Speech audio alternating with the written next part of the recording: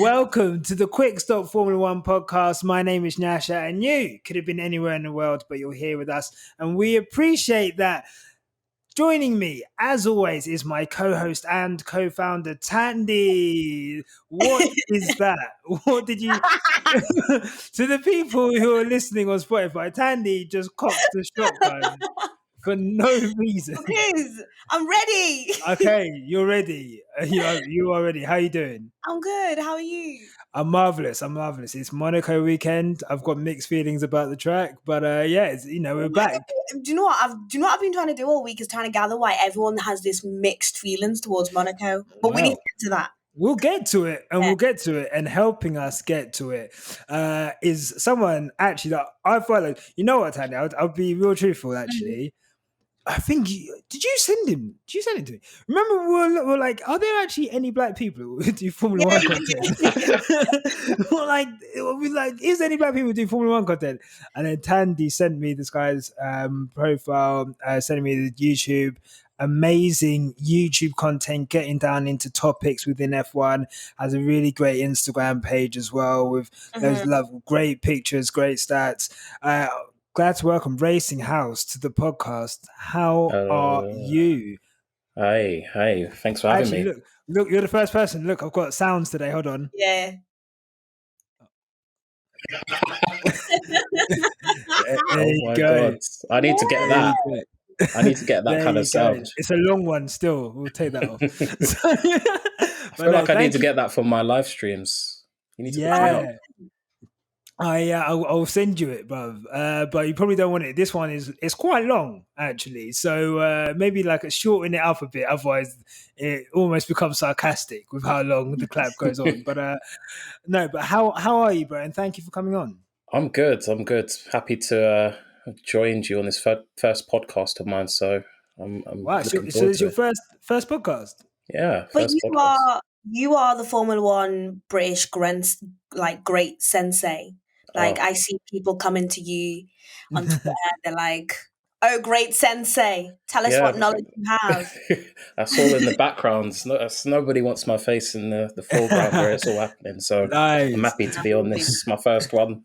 Get out of the way. Get some interesting questions in there for me. Put me on the spot. On the best podcast to do so. Yes, for sure. We're really happy to have you on. So I guess what would be really cool to know is like we only started our platform this season. So we're still pretty new to this space. I guess for the people at home who like, who maybe aren't familiar with you, and maybe to the people who are as well, when did you start your platform? And I guess like it'd be cool to know like why did you start making F1 content?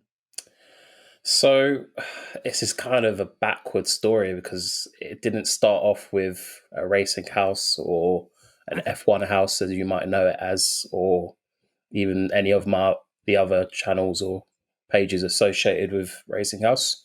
I actually started making off YouTube videos. And nice. You know how I mentioned before about the detail and the minutiae and all the data side. Yeah. I started off doing those kind of videos, like race reviews. Okay. And I just found myself hating F1 because I'd have to sit there during the race, try and digest what was happening, take notes at the same time, figure out how I was going to present this information in a respectable way that wouldn't have me getting egged in the comments and people hating on my videos and the content. And then it just got to the point where I was like, I'm not actually enjoying this. Oh. And like when you're starting out, having some sort of engagement helps a little bit. Yeah. When you've got that, it just doesn't really work that well long term in terms of motivation. And I've always had like a business ambition in my mind. I've always wanted to have some sort of side hustle, typical of my generation. I always want to try and do something extra, especially watching my parents growing up. They've always worked so hard. So I've always wanted to try and do something on the side. So I thought, okay, let me try YouTube. That didn't work straight away. So I thought, what's the best way to try and get some sort of engagement and grow the channel? So I was basically decided to try growing Instagram in terms of mimicking those big accounts that you see that just literally just posts trash memes or memes that for some reason people find funny, the data side. And that really was the avenue. But what I realized was that doesn't translate across like Instagram followers, Twitter followers, YouTube followers. They don't necessarily cross over. No. So you might think, oh, I've grown this account to 10, 20, 30, 100,000 followers, whatever number you want to put there. It doesn't necessarily equate to YouTube subscribers. So I was like, I've grown it to this stage on Instagram. I'm telling people I'm on YouTube, but they're not quite following over. Across. So yeah. they didn't. There was that crossover didn't happen. So I had to just think I need to put in the severe hours, and think of a way to grow the YouTube, because I realized that the Instagram's good, but where's the revenue going to come from? It's always that business mindset where how are you going to monetize? And it might be crude, but at the same time, you need to think, this is a hobby, but what's the bigger goal? I've always had like a vision of what I wanted to do with the content long term, like in terms of the goals. So YouTube, just watching people create the content and hearing potentially how much could come out of that, I just thought, let me kind of split my time between the two to see what I can do on YouTube. Nice. So that's pretty much it. It's quite funny. Me and Thandie have been having those exact conversations. Is it? Bring me in. Week. Let me hear. What have you been talking about? Obviously, you don't have to divulge too much. Let's just say we really like the idea that we bring Black people together in sport. Mm-hmm. And we want to definitely expand on that. Yeah. That's cool. I think so. And I think that's it, isn't it? I think, I guess it's about, leveraging your platform, isn't it? You, no matter how big or small your platform is, how can you leverage your Twitter, leverage your Instagram, leverage your, your YouTube, and like how can you, I guess, making people feel a part of something, I think is the big thing that, we want. And I think when, even for me, coming across your YouTube made me feel, and I know it made Thandie feel, it made us feel like so much better about starting a channel, because there's someone doing it and they're doing it to like a really good level. I love your video. It's quite interesting hearing you talk about business, because you mention it quite a bit as well, and like I've watched like a few of your videos when you've like broken down some of the personalities within the F1 paddock, like Toto and I think David Coulthard as well. And I learned some stuff. So I guess, I guess it's cool hearing like long-term business and F1. That's kind of like the thing you'd want to kind of take forward. Do you get a breakdown of kind of the age range of people that watch your videos? Yeah, I do. Because on Instagram, YouTube, the stats and the numbers have come a long way in the past few years. On my account, it's quite interesting compared to others. It tends to be skewed in one age group for each channel. Okay. And for mine, for example, it's very, very spread across the age groups. Okay. There's a bigger number in the kind of the older group from about 25 to 34, but it's very even from 13 all the way up to 50s, basically, which is quite unique. Like we actually did an exercise in the engagement group where it wasn't an exercise, but people were just sharing the age demographics in the chat. I sent mine in and it was quite different to everyone else's. Maybe it's because the content that I make is probably a little bit more business oriented, so a little bit more boring for the younger generation, but it's like a heavy number of people in that kind of middle age range, as opposed to some content creators, it's a lot on the younger side. So it's quite interesting. What about your kind of groupings? Or do you Ours is find? pretty cool. Yeah. We are fans in Mexico. Can Is I it? just know? Old Oh Big up yeah. the whoever's listening in We are fans. Mexico, bro. Big up you, man. You Big are up you done. guys. No, that's the same with me. Like, I was surprised, especially with my Instagram. The following in South America is huge. I think in terms of Wow. cities, Sao Paulo is my biggest city, which is so Wow. random. I always look at that and I'm like, where does that come from? Yeah. Senna's energy is still going strong, that's so strong. incredible. So Sao That's Paulo, incredible. Brazil, Mexico's a big one as well. Holland, those random countries or cities where they've got a driver in F1. The support is so strong. Nice. Yeah. Nice. I think we benefit from having Thandie. So like You Mexican? oh no, for something else, but maybe maybe there's something about you, Thandie, that's attracting the Mexicans. But I guess in terms of demographics, like 60% of our listenership are female. Women. Oh, really? Yeah. That's I looked at the stats and I could not believe it. I was like, this is not what I expect. And that is insane. And they're not here for me. I'll tell you that for me. That is really unique because I know my percentage of females is about 6%, probably even less on YouTube. Really? And there's some content creators like the F Series. I don't know if you've seen Yeah, their stuff. we know those guys. Yeah, it's obviously they've got a huge target market of women. Beth, F1. I know that she has quite a big female audience as well. But that 60% is going. It is, and I think I mean, I guess Thandie, you can talk to it, but like, I think I think that's really cool. Like, I think that's really cool, and I think again, the more of us there are opening up this space, and I guess giving people platforms to listen to is just really cool. Yeah. Shout out all the women that watch every day. I didn't even realize we had so many women. That's Great. insane. That is brilliant. It's mad. That's pretty good going. So, how did you get into F1? Like, how did you, or motorsport in general? I guess what was it that drew you to the sport? As a fan before a content creator. So this is probably a double-edged question in terms of how it makes me feel, because I know it's not the case anymore. So I used to, I enjoy most sports, but I remember when I was growing up, F1 used to be free on ITV. Like they used to show all the races on ITV.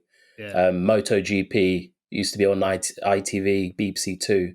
And these were the days when Michael Schumacher was the guy who was known inside and outside of the sport, similar to Lewis Hamilton, but probably not so much on a wider scale because of how media is consumed these days. It's insane how well known Lewis is at the moment. Rossi for MotoGP. So it was just having it on in the background when I was growing up, seeing Michael Schumacher win the races, being so dominant. It makes you want to watch it even more and get involved and become a fan. Similar to watching Michael Jordan play basketball in the mid-90s. Like I didn't really follow basketball, but my dad used to love it. He used to have it on in the background. Again, it used to be on free-to-air TV. It used to be on Channel 4 or Channel 5. I can't remember which one. So it was really having that access, not having to pay for it. Because if it wasn't the situation that it is now, I wouldn't be able to watch it apart from the highlights. And it's not quite the same. It's not quite the same. So that's how I got involved in it. None of my family really watch it. None of my friends until after I went to uni watched it. So, and that's only one friend really. So it's quite weird really. I think most people have not a similar story, but they don't really have anyone else to talk about F1 with. So I get in the situation like during a week if something's happening, although I've got this Instagram, YouTube account, I try to avoid it as much as possible because it drains your energy having to. I bet your DMs are nuts on Instagram. Sorry, what? I bet your DMs are like nuts sometimes. They can be. They can be, because but F1 fans, some of you guys, and some of you, girls, and 60%. girls, yes, have Yeah. some questionable stuff you want to message me about. Do Really? you know what I mean? Thandie gets all the DMs. Let me tell you now. Anyone watching or listening to this podcast, stop sending Thandie weird DMs, bro.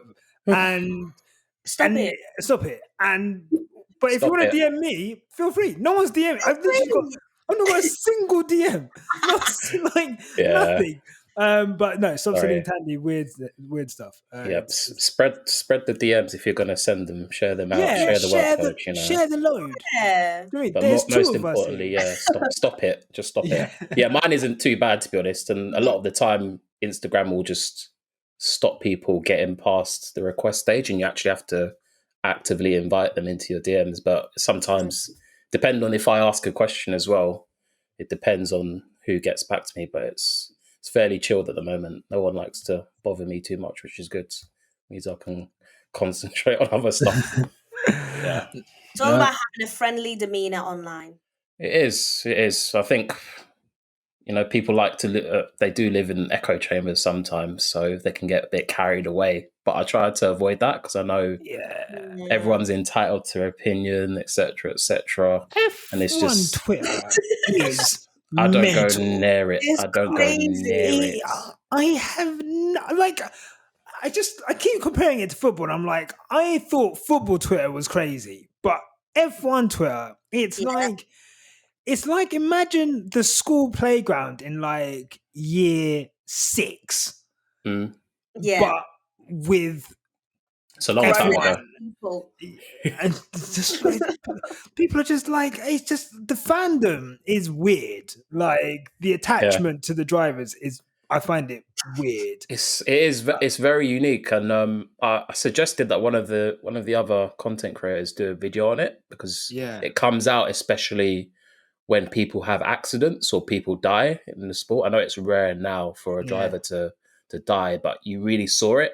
And I picked it up before the Grosjean accident last year, but you saw how emotional people got about Grosjean, and you saw how people got emotional about I can't remember the name of Charles' cousin, Jules Bianchi. Jules Bianchi, and then the GP2 F2 driver Antoine. Antoine Hubert. Yeah. So these drivers, you see how emotional people get, but you need to remember, people don't know these drivers, and Grosjean in particular, he was the most hated driver on the grid. Yeah. Not a few races previous to that, he was a laughing stock. Yeah. So it's when these things happen, I think, wait a minute, how can you laugh at this guy actively, say he's crap, say all these things about him, and then as soon as he has an accident, he's a hero. He's great. It's really weird. It's so weird. The way his look, I don't want to get into that, but I have actually. It's weird. It's weird that you said that because I watched it like from a step back, and the rehabilitation that went on with his career and how he was viewed in the F1 community before and after that crash is so like polar opposites. It's crazy. But look, big up F1 Twitter. You guys are crazy, but we love you. I don't get involved. No, I need to pick up my activity, if anything. But it's all energy. Pick it up, but not too much. So look, let's get into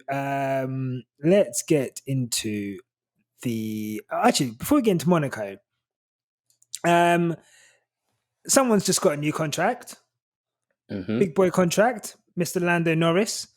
Multi-year contract, they say. Some are saying as much as £6 million per year.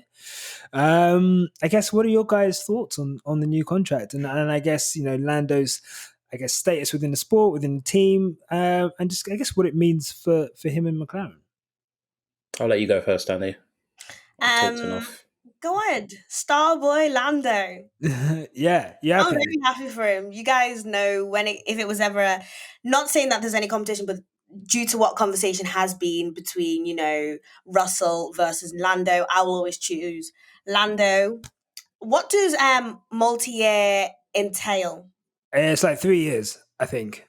basically. Okay. So I think if it was a 2-year contract, they would have said 2-year. And I think when they say multi-year, I think it's at least 3. It could, it could be a Charles Leclerc lifetime deal for 5 years. That's what you don't want to happen, though. Yeah, and we don't know, but I think it's at least 3 years, 3-year contract. I'm happy for the boy. He's starting all over Instagram. Yeah, he put his lunch up the other day. He's happy. Go ahead, man.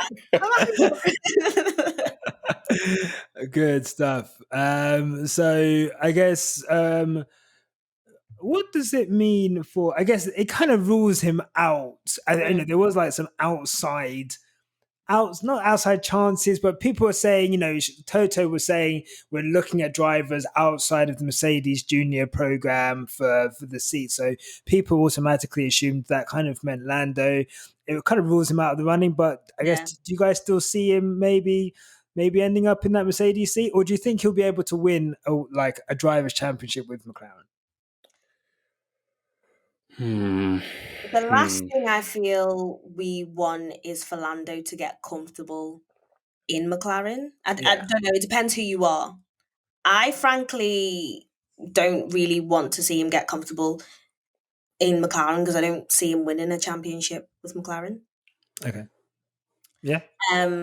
So I'd hope that he does still kind of put himself forward towards this Mercedes thing, but we'll see, innit? We'll see.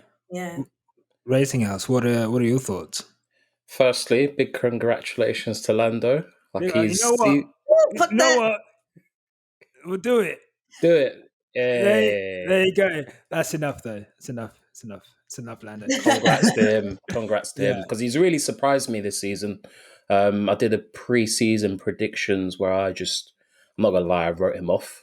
Coming against Ricciardo, I just binned him off because I've been saying for a while, especially since that big group of rookies came through when it was Albon, Russell, Charles the year before, Lando in the same year. There's something about the younger generation of drivers where it just feels a little bit too relaxed. There isn't that. I just feel like there isn't that edge where they just want to literally tread on anyone that gets in their way. You know how Max Verstappen wants to win.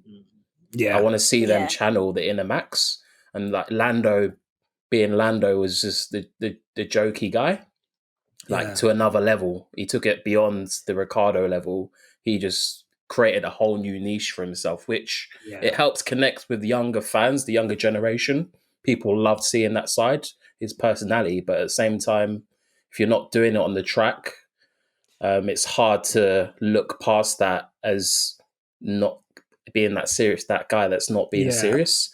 But he's come back this year and he's really surprised me because, like I said, I was expecting Ricciardo to hit the ground running. He's not done that. And Lando's gone beyond expectations. So I've got to give my apologies to Lando. I know you're watching, Lando. Apologies, I underestimated you. But yeah, I've been really impressed with him. And just touching on the contract discussion, part of it's probably Toto playing a few mind games, doing a bit of gamesmanship, just trying to keep everybody on edge, including Lewis. But I do believe he would have been a genuine contender. Obviously, I like to keep in mind that McLaren are the customer of Mercedes. They provide the engines. So there's always going to be that weird relationship between all of Mercedes customer teams. Mercedes have got them by the neck. The control is there. They control half of the grid, which is something I always like to remind myself of. But it would cost a lot of money to get Lando out of that contract now that he's into that multi-year deal, similar to Charles. But nothing is impossible because we've seen that already when George Russell stepped into the Mercedes midway through the season. Mercedes bypassed their backup driver, which a lot of people I think a lot of people don't fully understand how big that is. Imagine being the stand-in guy, the backup dancer, and then going to a hire company, just bypassing you and bringing in another guy from another team who's already got a seat. That's on the day of the show. Yeah, on the day of the show. And the thing is, and having him travel all over the world with them. That's the thing. Yeah. He's traveled all over the world. When you have a backup there and you just choose not to use it, yeah, I think the ties between Mercedes and all the other teams, they can obviously wield their power at any point, but I'm not quite sure they'd want to do that on Lando because for me, even though he's improved this season, he needs to do it consistently until the end of the season. I want to see him keep on going and him signing this contract. I discussed it just on my live stream now. I want him to keep on going because we see it in so many other sports, including F1 as well. People know that they're in negotiations, so they step it up a little bit. They improve their performance because they know that they're fighting for their life, basically. They're fighting for more money. Oh, sorry, my Inception alarm. Yeah, they're fighting for more money, so they really do step it up. And then as soon as they've secured the deal, they've signed, they kind of fall off. So I hope he manages to continue up against Ricciardo. He's done a good job so far, so it's all positive from me. Yeah. With an apology. Yeah, for sure. I think, I think that situation at McLaren is fascinating. I think everyone expected it to be Banner FC, Carlos and Lando Part 2. And it's very clear that I don't think they actually like each other. Like, really? You know what? I just honestly, there's just been, especially like, I feel like Lando gets really annoyed because he gets asked about Ricciardo in every interview. Like every interview, they're like, "Oh, you're beating Ricciardo. Like, how is it? Is he okay? What's Ricciardo like? What's Ricciardo like?" And like, he's had like a couple little jabs. What did he say in one of the interviews the other day? Oh, he said it's not his job to help him. Yeah, it's not his job to help him in the Monaco pre-race driver conference. They're like, "What's the main difference between Carlos and Daniel?" And he was like, "Oh, I mean, Daniel's old, but and then he said, and he kind of fumbled his words, but he was like, basically, Carlos was better at getting the best out of a car which wasn't suited to him, and Daniel struggles with that." And he's quite forthright about it. And there's definitely not that brotherly love. I think they're both fighting for their lives in that team because if Ricciardo gets beaten by Lando over the course of their contract, he can kiss goodbye to any dreams of ever being in, I guess in the Mercedes seat or in a world-class seat. If he's beaten by Lando. Lando, obviously, if it turns out that Ricciardo is a better driver, if Ricciardo gets used to the car and he becomes a better driver than him, then on a better driver that finishes above him, performs better than him, then it kind of again, it would relegate Lando to not in that star category where I guess Max and Lewis and Charles Leclerc are. So McLaren, that situation is really interesting, and it's going to be interesting to watch that develop over the course of a season. Racing House. Pardon? Are you at Racing House? Sorry, not you. Yeah, not me. Okay. Are you? And call me Sakki, it's fine. Okay, call me cool. Sakki, yeah. Yeah. Well, go on, Sakki. Are you a Daniel fan? Yeah, I'm a huge Daniel fan. When he left Red Bull, I was massively upset when that happened. Well, not massively, that's a bit of a dramatization, but, I was like, why is he leaving a race-winning team to go to Renault? This is really weird. Because they were mean to him. Yeah, there's a lot that goes on at Red Bull that nobody can really explain unless you work in that team. But yeah, hopefully he can. I think this is it for him, though. I don't think there is another top team that comes after this. I think he needs to either make it work with McLaren and hope their growth continues in their trajectory, because I think they're probably the best run F1 team after Mercedes. In terms of how they get the most out of the car, the progression that they make. Red Bull do a great job, but there's all the political issues that come with working there. Christian Horner, Max Verstappen. It's basically his car and his team, Max, which there are a number of reasons why it makes sense, but, it doesn't look good for Red Bull when it comes to their driver management and how they just get rid of drivers. People don't really like it anymore, even though previously it was a common thing to switch between drivers. Yeah, it's a very different environment. So hopefully Daniel can thrive in that environment. There probably will be less politics, but I'm hoping he can get up to speed. He's already started to show improvements. So let's hope it continues. Are you a Daniel fan, either of you? I am. This week I was watching race reruns and I was watching Monaco 2016 where Daniel's in the pits are they can't find his wheels and you just see this little, in the corner you see loads of people just rolling wheels and it's just none of them. And Lewis was literally about to it's insane. I just feel like at Red Bull, there was a big conspiracy going on with Daniel and it was a very toxic environment for him. And I definitely agree with you. If he needs to make this McLaren gig work, he needs, for the sake of his career, for the sake of how we will look back at Daniel, in years to come. Yeah. Because when you think of Australian Formula One drivers, you don't want to think Mark Webber because Daniel's a whole better driver than Mark. So 100%. So his legacy needs to get it. Yeah, I think it's similar for a lot of drivers this year as well. I think this year is crunch time for quite a few, like Carlos Sainz. Just knowing that Mick, with his big Schumacher name, is just there looming, having these little one-to-ones with Ferrari engineers, even though he's in the Haas. Which driver? Yeah, Haas racing suit. Yeah. He works for Haas, but Ferrari is still putting their energy into another team's driver during a race weekend. It's so bizarre. And then you've got Carlos, not Carlos Sainz, you've got Checo, Sergio Perez there, but he's got Yuki, Tsunoda in the background, all the other drivers in a youth system at Red Bull. And we already see it. Red Bull don't really hesitate to switch between drivers. They do it pretty much every year. And I hope that Checo keeps on performing in the way that he does, but it's an impossible task, in my opinion. Just actually, whilst we're here, because we never mentioned in the race podcast, but what are your thoughts on Yuki Tsunoda, guys? I guess, What do you guys think? I guess, how do you rate his start in F1? How he's been so far, both on the track and off the track? I'm going to include the team radio as part of off the track because that's part of the whole persona.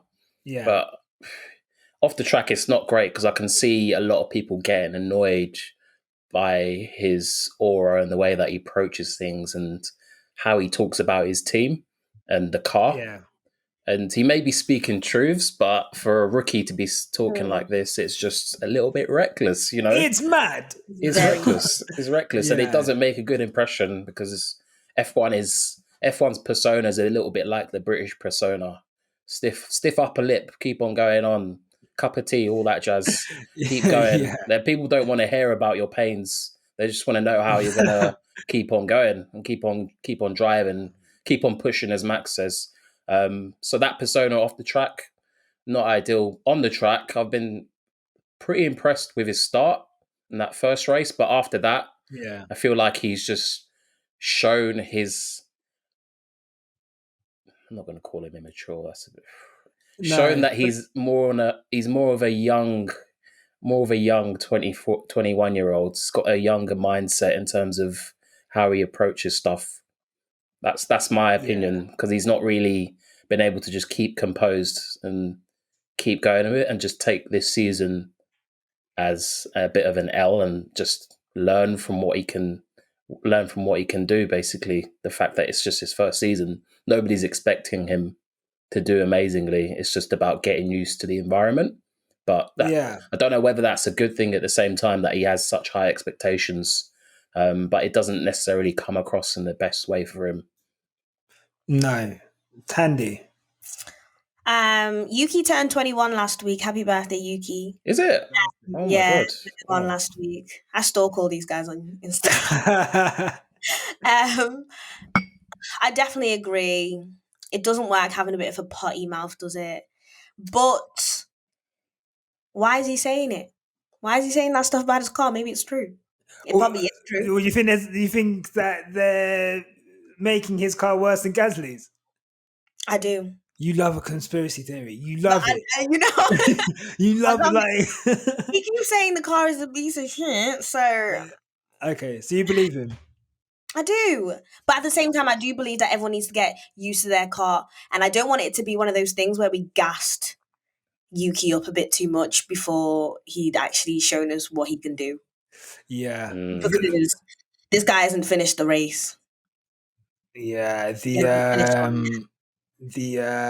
The pit stop Fracco pod mentioned something quite interesting in that Bahrain is a track that can gas you.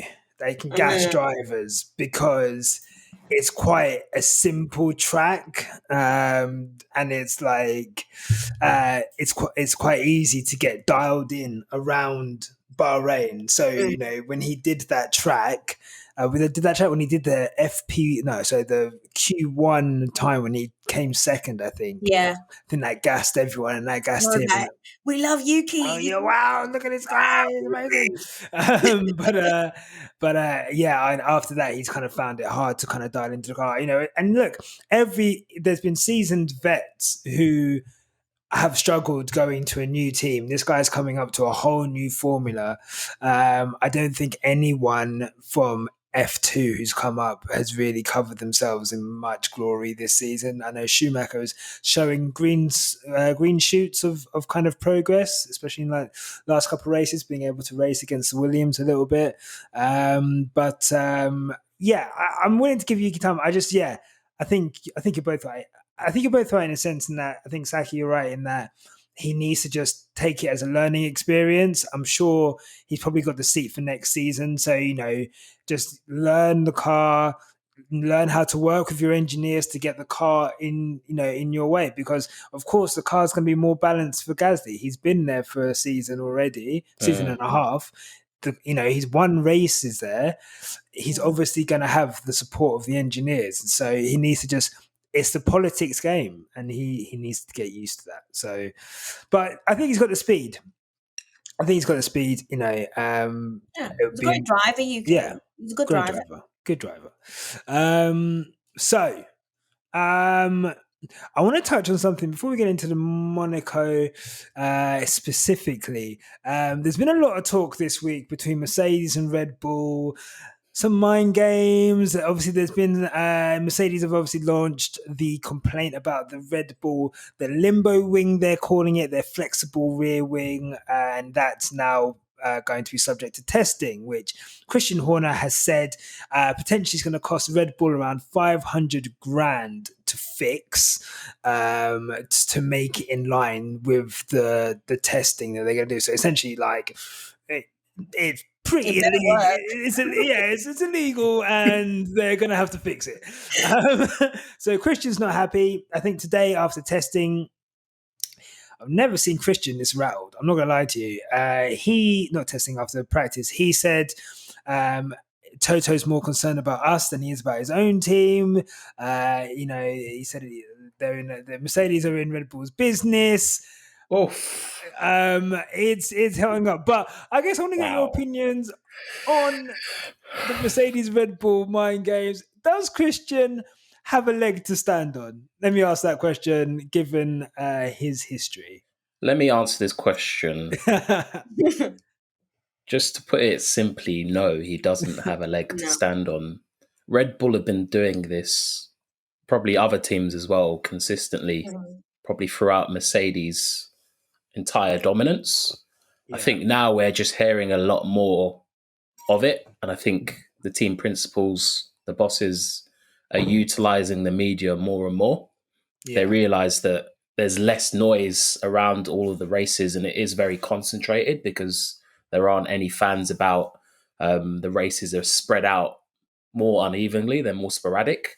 And I really do feel like all the team principals, especially Toto, Christian, they're playing the media. They're drip feeding bits of information, answering questions when they wouldn't normally answer questions. Normally you get a politician's answer from these guys, but now it's kind of all out warfare. And I really do think this, like you said, this is the most triggered that I've seen Red Bull ever, actually.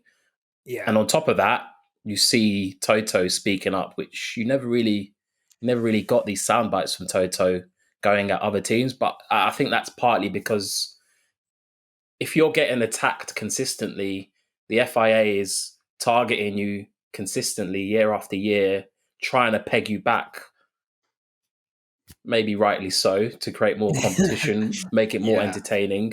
You're going to be a little bit annoyed, especially when it comes to things like the dust system, where Red Bull flagged that up so quickly. I can't, like, when that news came out, I was like, how did they notice that?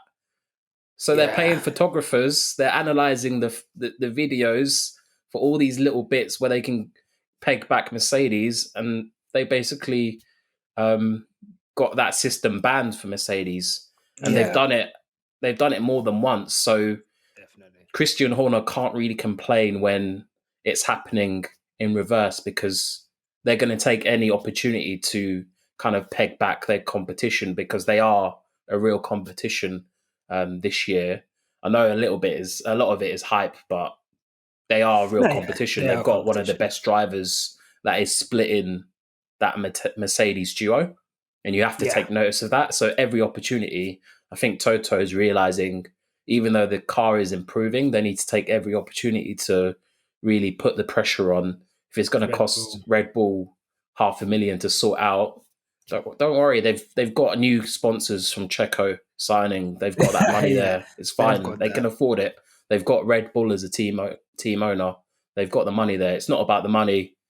It's more about the sympathy, I think, from Christian Horner. He's trying to get the sympathy card out, which just doesn't wash. You have to live. You have to live by the choices that you've made. He made the choices to make it a little bit more political in recent years, last year especially. It's going to happen to you at some point. When you come up with an innovation, the other teams are going to want to peg you back. And I'm pretty sure Red Bull were at the forefront when it came to Racing Point / Aston Martin with the brake ducts. Like, you have to live by your choices as well. It's going to happen to you at some point when you come up with that innovation. You know, I know the brake ducts aren't an innovation, but it's a similar concept.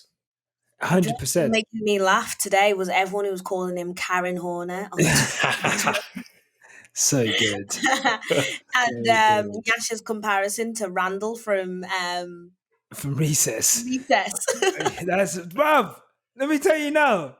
Yeah, this guy in Drive to Survive. Yeah, he was literally like, I love snatching on Mercedes. He was like going around checking it. Did he say that? Did they portray him as that? I've not watched Drive to Survive, by the way. On Drive to Survive, there is the first episode. I'm pretty sure off the bat, Christian Horner's like, I love playing mind games with Mercedes. Any way we can bring Mercedes down, we're gonna do it. What? Like, really? So you're joking? No, that was for the cameras. That was for the cameras. I don't believe you. Well, I'm telling you now. He definitely does it though. He said it. Yeah, he does it. I can't believe he admitted it though. No, mate. I don't know what he just. You know what? Yeah, Christian. He gets gassed. Yeah. He gets gassed with the cameras in front of him. He feels like a big man, and he gets gassed. And that's why, honestly, in that Drive to Survive episode, I think he thought he's like a man of the people taking the fight to Mercedes, and now it's 180'd on him. I implore anyone to go and watch the coverage of his interview after practice in Monaco. He was so rattled. He's saying Max is on Lewis's mind because Lewis is playing mind games. He's saying that Mercedes Toto's in Red Bull's business, this, that, and the other. Yeah, I mean, it's crazy. I know, Thandie, I know you've got your own opinions on Christian Horner. No, but did I not tell you last week? Everyone did the shock factor when I said Christian Horner loves to chat waff. On the he loves it, guys, and he will chat waff about the team so much that he bigs up the team for its bet. So when they fail, he looks stupid. I think at one point in Drive to Survive, he was like, "Every time Netflix are here, we always lose out." Did you hear him say that? Yeah. He chat I like Yeah, how I he's. love how Mercedes love to play these mind games, and they'll be like, "Oh, guys, we're not doing that well," and the next thing you know, they've smashed the whole thing Yeah. up. You know what I mean? Let's not forget Mercedes in this. We Exactly. all consumed whatever they were selling at the start of the season. Even I Mhm. started to believe it, I didn't but consume nothing. I consumed it properly. But you start to realize Mercedes have been that good and their dominance is that strong. And then did you hear the news about Paddy Lowe? What Paddy Lowe said about About 2014 when they were the turning the 2014 engines season? down. So Yeah. 2014, they turned the engines down. That's how dominant their engine was. So if they're capable of doing that once, part of me They're thinks gonna they do it on a regular do basis it. just to fit the Well, narrative of Max is getting close. Can Lewis well, Lewis they've continue to beat him? Why not do it they've again? literally, yeah, no, but Toto came out today and said that Mercedes are not going to make any upgrades to the car throughout the whole season. Are you Not they're going joking? to do. Said it today, but I'm telling you, today this is the best time to do a pre-podcast because today Toto and Christian Horner were just on a madness. Even Toto Wolff said to Ted, he was like, "We're not going to make any upgrades on the car for the rest of the season. We're 100% in 2022. It'll only be minor tweaks, trying to find No. time from the engine." And Ted was Wow. like, "What? Like, what do you mean you're not going to make any more upgrades?" And then, yeah, it's like, "No more upgrades." So Mercedes are essentially saying, "Look, we're going to beat you with the car that we have now." Red Bull are in an arm. I know Red Bull are they're saying this is our best chance to give Max a race-winning car. We're going to try and push for it. So let's see. It's going to be an I'm not interesting buying season. it. Mercedes are I don't think. lying. They stopped developing. They Really, started working on 2022 well yeah. into last Years year. ago. I don't Mm-hmm. think because people need to remember. Yeah, they took out the dust system, and then they've got the whole low rake versus high rake concept and the grooves underneath the car. But if you look at the difference between Mercedes at their best last year and Red Bull now at their best, it's just you can't get that bad that quickly in the space of a few months. It doesn't happen. Oh, so The you're saying Mercedes more can't get that conspiracy bad. theories? It's Is this what you're saying, Sakki? you can't get that bad. It's not worth that amount of time. Grooves underneath the car and dust does not make your car that bad. And I don't believe Red Bull have made that many advances in terms of development that they've leapfrogged Mercedes. They've got that close to Mercedes. I think they're sandbaggers, Mercedes, honestly. I think they're just doing it tactically to fit the narrative. And Okay. if you think about if you think about F1, like you have to have the dominant team being challenged. Otherwise, it's been boring, but it gets even more boring.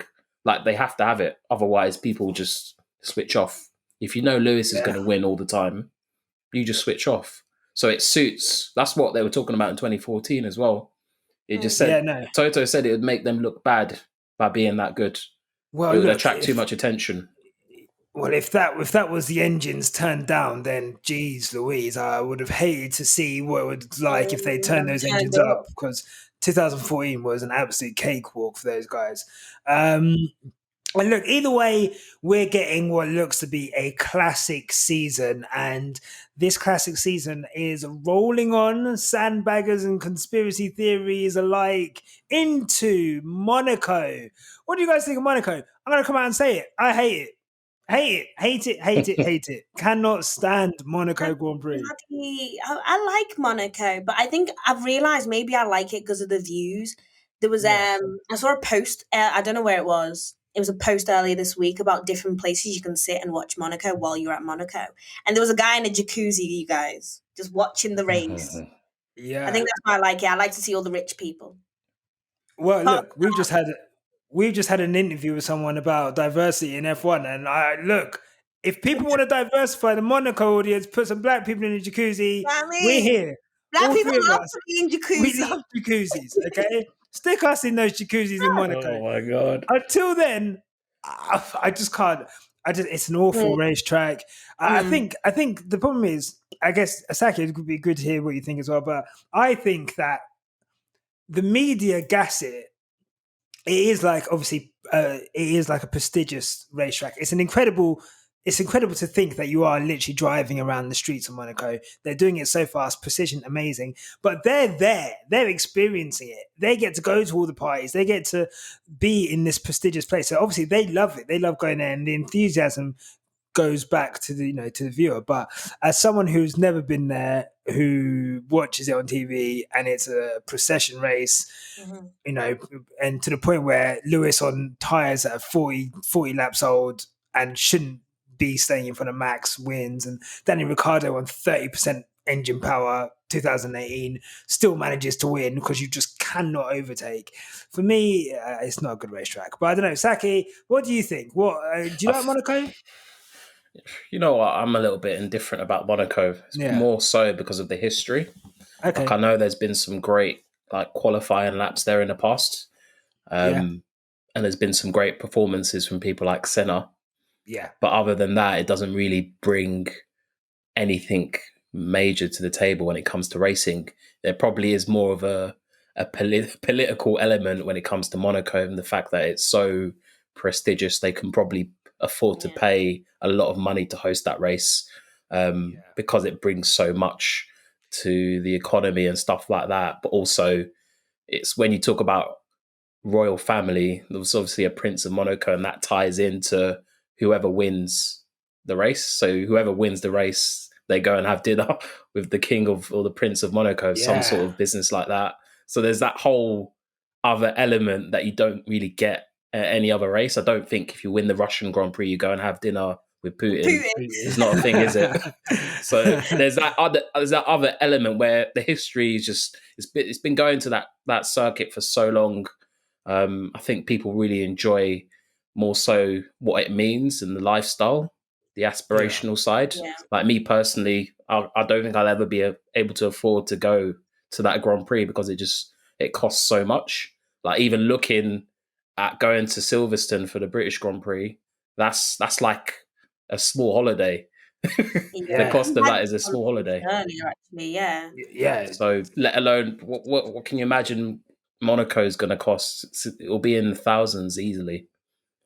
If anybody wants to be my blesser and send me to Monaco, I'm happy to come.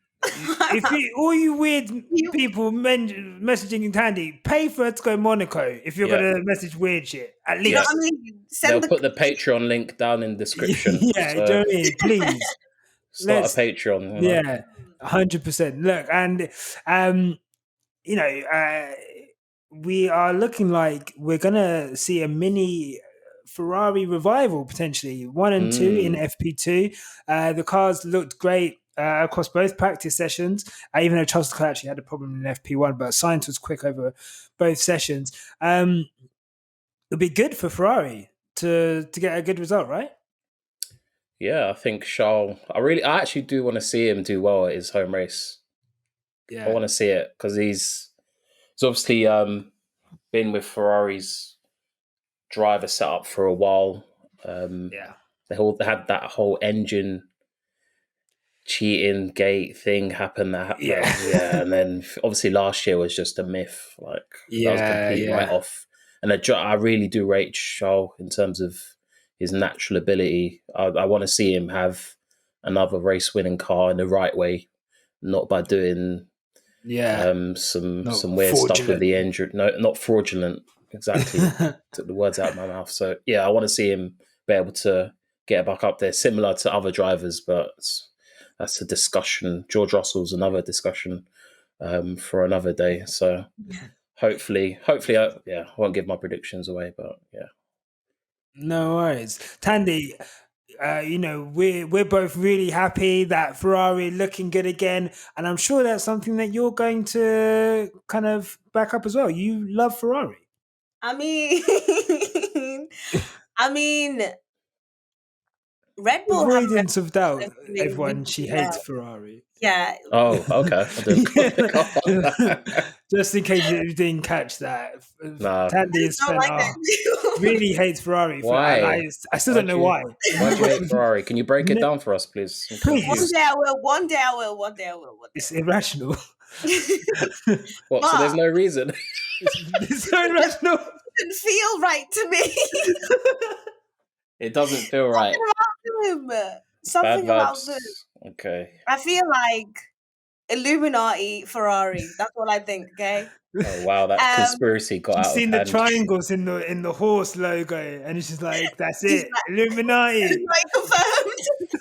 Wow, I did not expect it to go this way, but Anyway, right. yeah. Okay. I've heard Red Bull do really well on this track.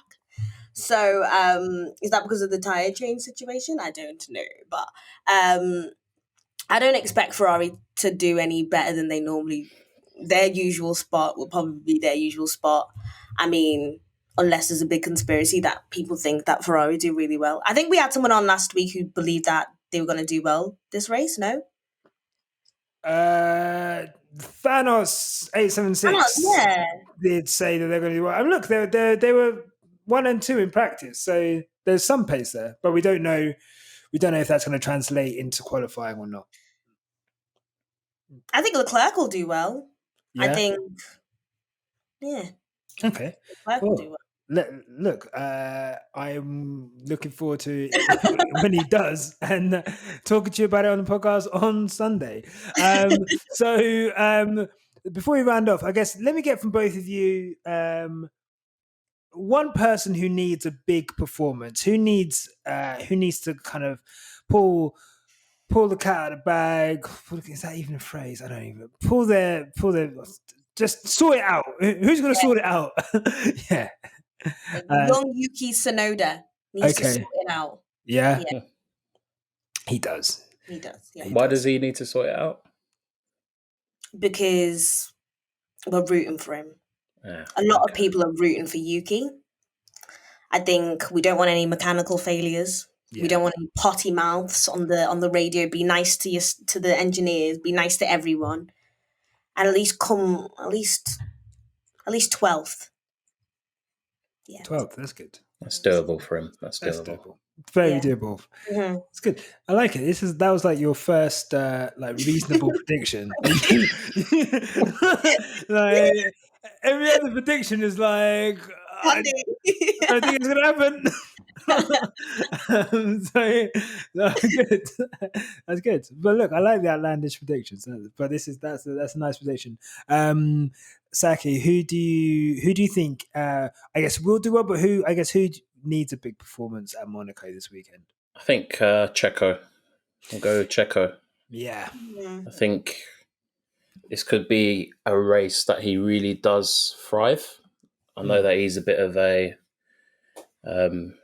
street circuit pro. He likes these kind of circuits.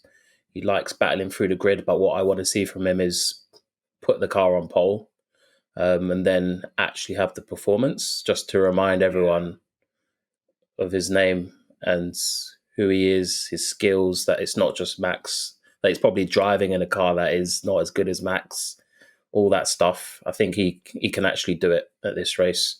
I think he can get a pole because I don't think Max is strong at this circuit. Max has never got stepped on the podium. He's never been on the podium at this circuit. No. So I think it's going to be a time for experience to kind of shine through. And Sergio's got experience and he's got the ability. So I think it's a good combination. I think he might be able to disrupt a few things. I think they were saying 5 out of the 6 seasons Verstappen's been at Monaco, he's had some kind of crash or contact. Yeah. So I know there was that big crash he had in his first year, and then obviously the crash in practice in 2018. And then he had contact with Lewis as well in 2019, trying to pass him, which was his fault as well. I'm not going to get into that. Who said it today? Paul di Resta was like, oh yeah, I think Hamilton should have given him more space. I was like, brother, Verstappen came out of nowhere. But anyway, I'm not going to give Paul di Resta time on my platform. Yeah, I know for sure. I think Checo needs to qualify well.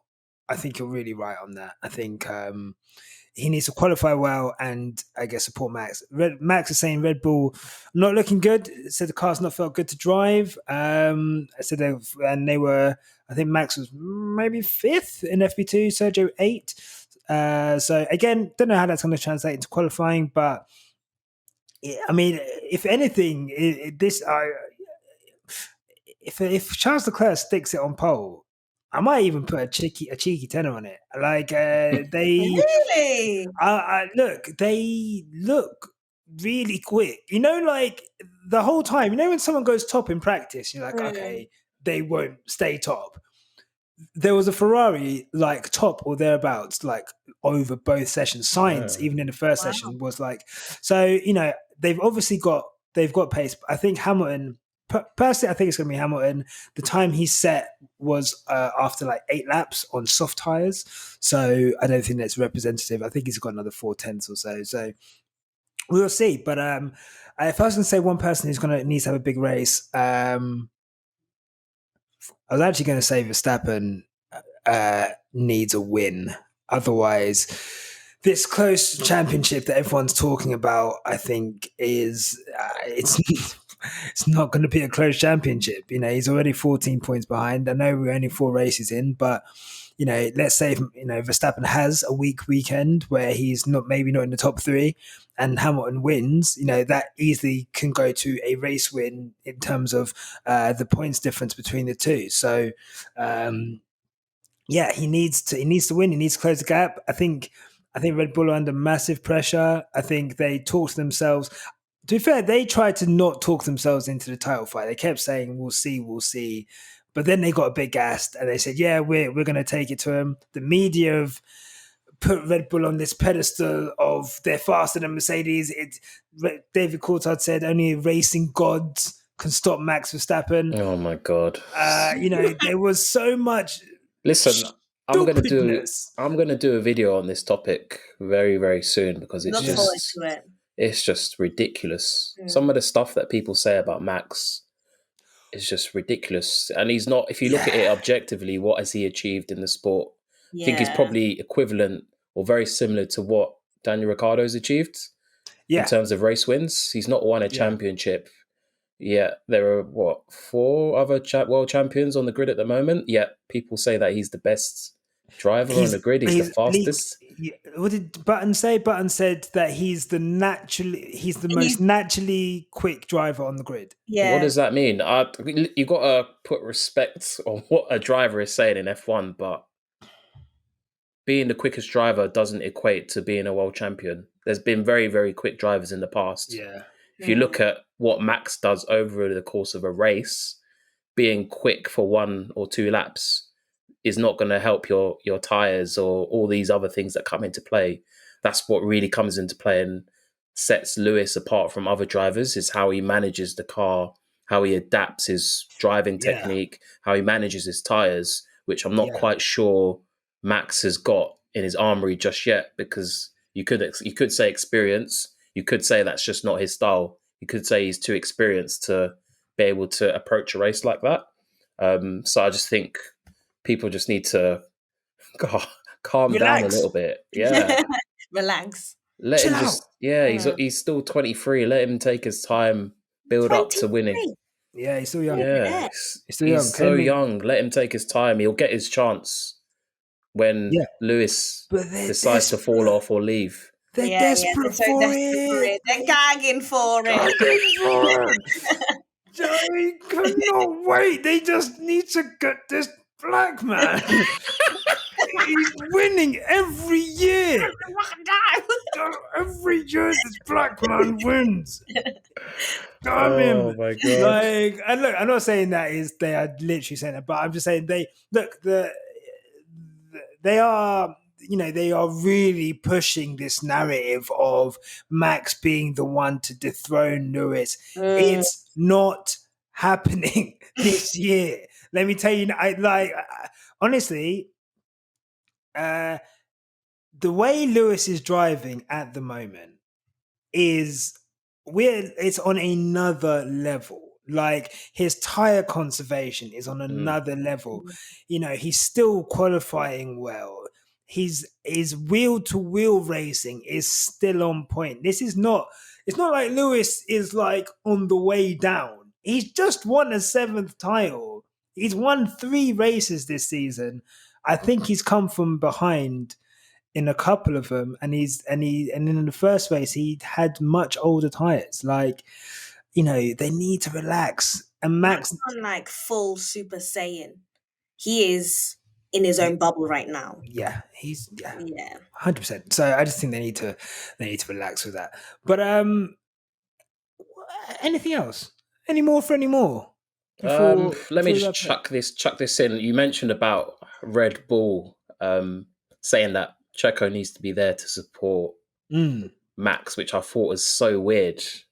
For them to come out with that after obviously having a disappointing race, being pipped to Mercedes, for them to come out and say, oh, we needed Checo there to kind of defend against other drivers or whatever they were saying, it just, for me, it indicates that one of their classic tactics of just deflection. Like, why? Checo's done an okay job. You need to remember the car is probably not anywhere near as good as Max's, and it's definitely not set up for Checo. It's Max's car. Let's get that right. It's Max's car, and who knows what they're doing in terms of the equipment and how much they're putting into Checo's car. But for them to come out and say that, I think it's people have kind of not really clocked on to what they're trying to do. Because if you look at his record, I don't think it's that dissimilar from Pierre Gasly's during his time at Red Bull. Like, it's not the drivers. I'm pretty sure it's not the drivers. Because Perez is a great driver. He's a race winner. Not many drivers could say they've done that in this day and age. Not many. And he's got the experience to keep it the level so high. And I really don't think it is the driver's fault. It's definitely more the environment and the car. So that's just one thought that I had about their approach. It's a bit weird. It's a bit weird. I hear it. I think it's a very telling quote about what goes on in Red Bull in terms of that second seat anyway. They snitched on themselves even. Do you know what I mean? They did. They snitched on themselves. Yeah. There's a total lack of accountability at Red Bull, which is just incredible. Hungary 2019, Lewis Hamilton is behind your driver. He's hunting him down. He's got a pit window behind him. He pitted. He hunts Max down. He wins.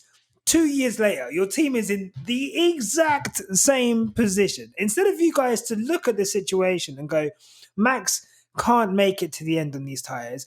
Max, you know, if Lewis pits, he's going to be able to overtake him. Pit Max first. Try something different on that second stop. But they just do the same thing again. They get caught out. And I'm not saying that if they had pitted Max first before Lewis, that he would have definitely won. But insanity is doing the same thing over again and expecting the same result. And for them to do that, for them to be caught out again, and then blame it on the fact that they didn't have a second driver there, who's to say that if Checo's there, Lewis doesn't just breeze past him anyway? Like, you know, for me, I think you're right, Sakki. I just think it's they're so unwilling to stick anything on Max or to just say, you know, Mercedes, when they mess up, they do whole social media videos like, you know what, this is what we've done in the race, this is where we messed up, this is why we tried to fix it. There's such a high level of accountability in Red Bull. It's just not there. And do you know what? That's going to be something that kind of holds them back. It's that inefficiency. Like, if you look at Ferrari spend the most out of all the teams every single year, yet they do what they do every single year. That kind of efficiency where you're chucking money at a situation, they've got the most employees out of all F1 teams, yet they're that bad. It reminds me of Red Bull when they came into the sport. They got the best people in, they spent their money wisely, and they had the goal set. They knew what they wanted to go for. and they were going for it. Whereas the complacency comes in, and you can see that happening with Red Bull.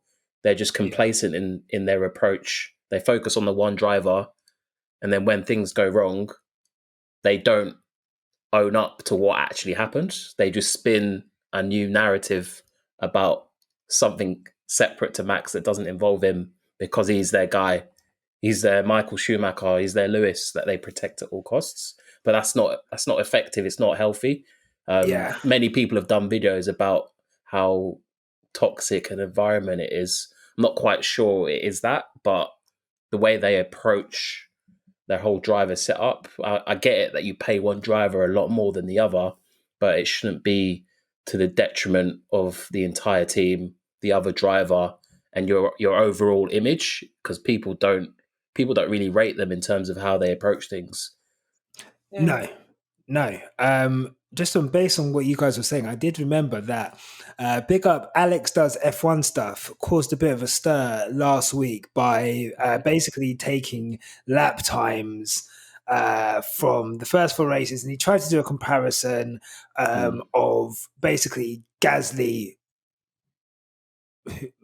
Perez, Gasly, Perez, Albon, and Albon, and basically the difference to Verstappen. And I guess in that there was it was hard. Basically, there was inaccuracies because of how it was, but it was really good. It was really good exercise. So he did another one again. I'm just looking at. So I'm just going to read it out. And big up Alex does F1 stuff. I'll link this tweet in the description. So he did a different one. I'll read it straight out. Taking on board the criticisms of the previous Red Bull Racing teammate post, this will be a detailed thread about Bahrain and Spain, the 2 races that each driver has competed as Max Verstappen's teammates. In both cases, Albon was slowest, Perez is in the middle, and Gasly was closest. And they hounded him out. And then they replaced him, and then the replacement was worse, and then they replaced the replacement, and the replacement is still not done better than Gasly. And it just shows, instead of nurturing this clearly talented kid, race winner, now a race winner, podium sitter in a sister team. That's a bit. Let me stop speaking. No, it's talking shit. No, because I think because you know what, I think you're really right. When Red Bull came in, they were this new team. The way that they went racing was really innovative and really cool. But I think this season, the last couple of seasons, obviously, they've just never been up to Mercedes standards or whatever. But I think this season, I think they're really I think people are going to see through it. I think people are going to see that Perez, everyone knows Perez is a good driver. So if Perez is struggling in that car, people are like, well, it's got to be the car now, because you've had 3 people in there. They're all struggling. Christian Horner becoming rattled in the media, as always. Not as always, but actually quite new for him to be visibly rattled the way he is. Max Verstappen, more scrutiny on him. And I think, either they're going to do well or, they're going to fall apart at the seams. But that's my opinion. I think this is one of the question marks I've always had around Max Verstappen. Although I think he competed in, was it F3? GP3? Yeah. I'm not sure he competed in GP2 or F2. No. But I like to say that the winning is a habit. Winning races and championships is a habit. And I'm not quite convinced that he's got that as a habit at a high enough level. Because if you look at all the other rookies that are tipped for the top, Russell, Charles, they've all won at every level consistently throughout their careers, and you can't really say that for Max. He's done it at karting and then at GP3 or F3, whatever you want to call it, but he hasn't done it. So I'm not quite convinced how he will handle the pressure, or his team will handle the pressure when it comes to the crunch time. Obviously, Christian's been there and done that, but Max hasn't been there and done that. His dad, who's probably given him instructions, hasn't been there or done that. His dad back in the day was probably one of the most overhyped drivers to enter the sport. Literally, people were chucking money at him to get him in the team when he first joined the sport. And then he ended up probably being Like, yeah, definitely one of the most overhyped because he just he was didn't do well at all. Below average. Go look up his stats. It's surprising, like how average he was given he produced Max Verstappen, who's tipped as one of the fastest drivers ever. Considering he produced Max Verstappen. Well, his mum is a racing driver as well. Yeah. So he's basically like, in Rocky, is it Rocky 4? There's that Russian geezer who's just like android. That's what Verstappen is, but a racing driver. What is his dad's pain? His dad's just channeled all his energy into him. Thandie, last word on Verstappen before we go. He's not as great as everybody's making out he is. Yeah. And I think it'll be years until we start. Not years. And when I say years, I mean 2 years. Give him 2 years. Yeah. Mm. Yeah, he needs a title fight, and he needs to mature. And I totally agree. Thank you so much, guys. We have come to the end of the Monaco preview pod. So by the time you're listening to this, it will be Friday, or maybe you're listening afterwards, it may be Saturday, maybe even Sunday. But if you're watching this, please subscribe to the channel. We went over 100 subscribers recently, which is awesome. Where's the sound effect? Yeah, you know what? I need to get. You know what? There you go. Here we go. Here's a clapping. There you go. What I need to get is the. I'm gonna get the bashment horn. So I said, bang, gunshot. Gunshots. Oh mate, I'm getting. Trust me, the sound effects on this podcast are going through the roof. But guys, no, thank you. Please subscribe to the channel. And if you're listening to us on Spotify, follow the podcast, and obviously on Apple Drop us a Podcasts, comment and a rate. leave us a review, please. Thank you so much, Sakki, for coming on. Where can people find you? And where can people look you up? So Racing House on YouTube, and then Racing House UK on Instagram, and then Racing House UK on Twitter. Maybe I'll be more active on that if people come and join me. But yeah, that's pretty much it. Thank you for having me. Thanks for coming on. Thanks for coming on. I wanted to say the whole time that I really admire your posters in the back.